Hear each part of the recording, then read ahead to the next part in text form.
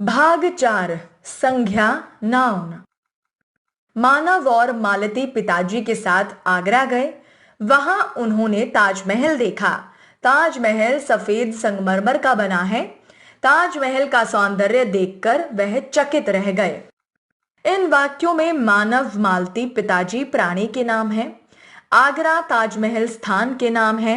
संगमरमर वस्तु का नाम है और सौंदर्य एक गुण का नाम है। संज्ञा का अर्थ है नाम। इस संसार में प्रत्येक वस्तु, प्राणी या स्थान का नाम होता है। किसी प्राणी, वस्तु, स्थान या भाव के नाम को संज्ञा कहते हैं। संज्ञा के भेद। संज्ञा के मुख्य 3 भेद होते हैं। संज्ञा के भेद: व्यक्तिवाचक संज्ञा प्रॉपर नाउन, जातिवाचक संज्ञा कॉमन नाउन, भाववाचक संज्ञा एब्स्ट्रैक्ट नाउन। व्यक्तिवाचक संज्ञा: India Gate, Mahatma Gandhi, Ramayan. India Gate एक विशेष स्थान का नाम है, महात्मा गांधी एक विशेष व्यक्ति का नाम है तथा रामायण एक विशेष ग्रंथ का नाम है।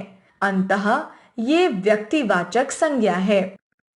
किसी एक विशेष व्यक्ति, वस्तु या स्थान के नाम को व्यक्तिवाचक संज्ञा कहते हैं, जैसे दिल्ली, हिमालय, सौरव गांगुली, गंगा, नवभारत टाइम्स आदि। जातिवाचक संज्ञा: सब्जी, पशु, मंदिर। सब्जी, पशु और मंदिर शब्द सभी प्रकार की सब्जियों, पशुओं और मंदिरों का बोध करा रहे हैं, न कि किसी एक विशेष का। अंततः ये जातिवाचक संज्ञा है। जो शब्द किसी जाति या वर्ग का बोध कराते हैं उन्हें जातिवाचक संज्ञा कहते हैं, जैसे बच्चा, सैनिक, नदी, पुस्तक, पर्वत, फल, नगर आदि।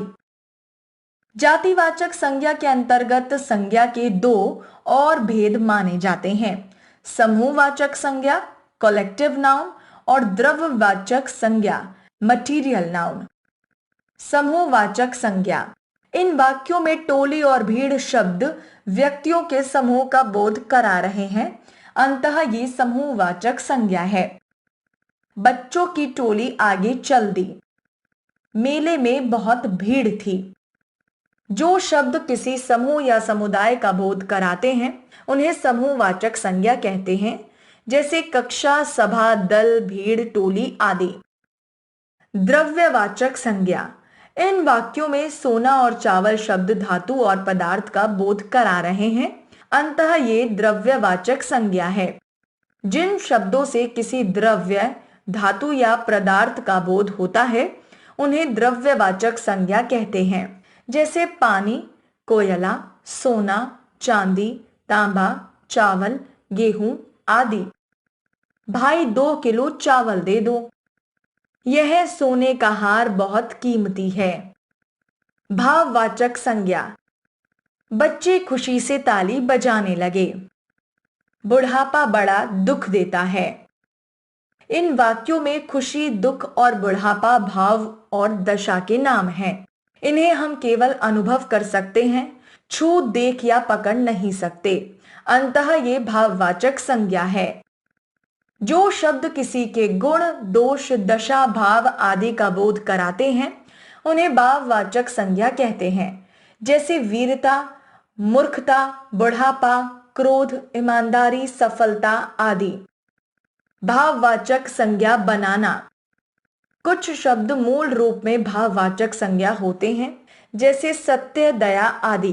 कुछ भाववाचक संज्ञाएं जातिवाचक संज्ञा, सर्वनाम, विशेषण और क्रिया शब्दों से बनाई जाती हैं। शब्द भाववाचक संज्ञा: मित्र, मित्रता, अपना, अपनापन, शत्रु, शत्रुता, अहम, अहंकार, लड़का, लड़कपन, मीठा, मिठास, मानव, मानवता, ठंडा, ठंडक, पराया, परायापन, सफल, सफलता, अच्छा, अच्छाई, चढ़ना, चढ़ाई, ऊंचा, ऊंचाई, पढ़ना, पढ़ाई, राष्ट्रीय, राष्ट्रीयता, खेलना, खेल, कठिन, कठिनाई, कमाना, कमाई, हंसना, हंसी, पूजना, पूजा। हमने सीखा।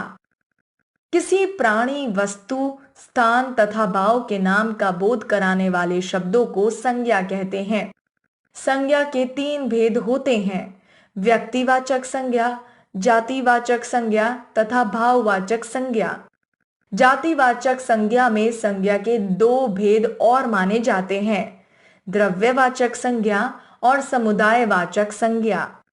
जातिवाचक संज्ञा सर्वनाम, विशेषण और क्रिया आदि शब्दों से भाववाचक संज्ञाएं बनती